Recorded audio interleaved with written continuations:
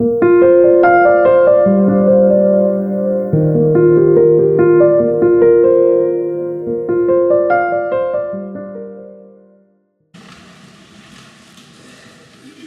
good morning and welcome. A special welcome for any newcomers or visitors with us today. I am Deacon Bill, and on behalf of Father Peter and Father Declan and the entire St. Mary's family, please know what a blessing and joy is to have you here with us today. As part of our formation to become deacons, we were required to participate in ministries outside the parish, hospital ministry, outreach, or other service work. One semester, we are encouraged to try prison ministry, specifically at the maximum security prison in Michigan City. To be honest, I didn't want to do it. I was hesitant. I was uncomfortable. And if I'm being completely honest with myself, I was a little afraid. I had already made up my mind that I was going to tell them that prison ministry just wasn't for me. But something stopped me. Instead of saying no right away, I took it to prayer. I sat with it. I talked to my spiritual director. I tried to understand what was behind my hesitation. And slowly, something began to shift. I began to realize that the men in prison should not be defined only by the worst thing they have done, just like none of us would want to be defined that way either. And in that prayer, I felt a quiet but persistent nudge. Bill, take one step. So I did. And I'll be honest, that first day didn't make things easier. If anything, it made it harder. You go through security checkpoints, metal detectors, pat-downs. You pass through one locked metal door and it closes behind you. Then another door opens and it closes. And then another, and then another. And with each step, I find myself saying, what am I doing here? My heart was racing. My mind was second-guessing everything. But that same quiet voice kept returning, take the next step. And eventually those doors opened in the yard and we walked across to the chapel and something changed. As we met the men, as we began to talk, as we prayed together, fear began to fade. And what I encountered there was not what I expected. I encountered men who were searching, men who were praying, men who were trying to grow closer to God, men on a journey just like us. And in that moment, I realized something. The Holy Spirit had led me there, not because I wasn't unafraid, but because I was willing to take the first step. And that experience has stayed with me. And it helps me understand what is happening in today's Feast of Pentecost. In today's readings, the disciples are not bold. They are not confident. They are not ready. They are afraid. They are gathered together behind closed doors. And these doors are not just physical. They're doors of fear, doors of uncertainty, doors of what will happen next.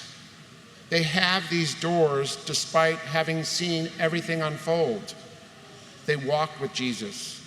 They witnessed his death and his resurrection. And as we heard last week, they witnessed his ascension. And yet, they are afraid. And then Pentecost happens.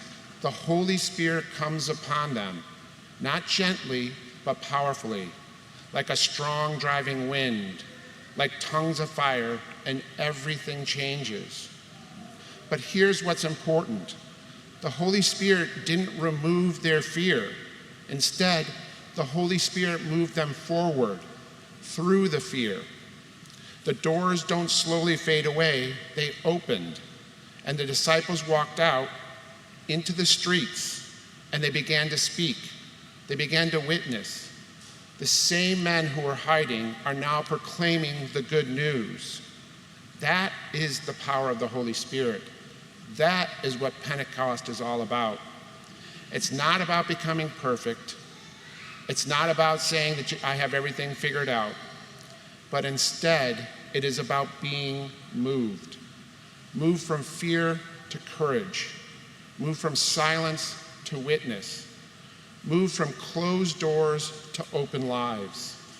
My friends, the truth is this. This is not just the disciples' story, it is our story too. Because if we're honest with ourselves, we all have closed doors in our lives. Places where we feel hesitant, places where we feel uncertain, places where we'd rather stay comfortable. Maybe it's a conversation we've been avoiding. Maybe it's a step where you feel called to take. Maybe it's a way of serving that comes to mind. Maybe it's simply opening our lives more deeply to God. And like the disciples, we can have ourselves saying to ourselves, yet, why not now? I'm not ready. I'm not the right person. But Pentecost reminds us of something important. The Holy Spirit is not waiting for us to be fearless. The Holy Spirit is inviting us to take the next step. To do this, let me offer 3 simple invitations. First, don't let fear make your decisions for you. Fear has a way of closing doors before God ever does. Fear says, stay comfortable, stay where it's safe, don't risk anything. The disciples knew that kind of fear. I knew that kind of fear walking into prison ministry that first time. But Pentecost reminds us that fear does not have to be the loudest voice in our lives. The Holy Spirit speaks too. And when we listen to the Holy Spirit instead of our fear, new doors begin to open. Second, don't wait until you feel ready. If I had waited till I was no longer afraid, I would have never stepped through those prison doors. The disciples didn't suddenly feel ready. Instead, they were moved by the Holy Spirit. Third, trust what the Holy Spirit can do with your yes. The apostles probably never imagined what God would do through them. And honestly, neither did I, walking into that prison chapel that first time. Pentecost reminds us that God often does his greatest work with ordinary people who are simply willing to say yes. Not perfectly, not fearlessly, just willing to say yes. Now, looking back at that experience in prison ministry, I can clearly see what I could not see at the time. The fear was real, but it didn't have the final word. The Holy Spirit was already at work, leading me, guiding me, and inviting me forward. And since taking that first step, I continue to participate in prison ministry.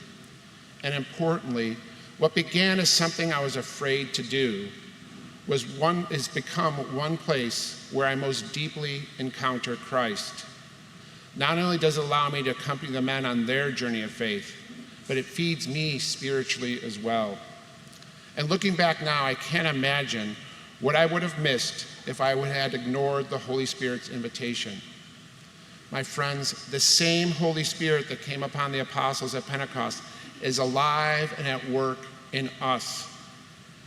Not just in extraordinary moments, but in the places where we feel hesitant, in the moments where we're unsure, in the doors we're afraid to open. And the invitation today is simple. You don't have to have everything figured out. You don't have to be fearless.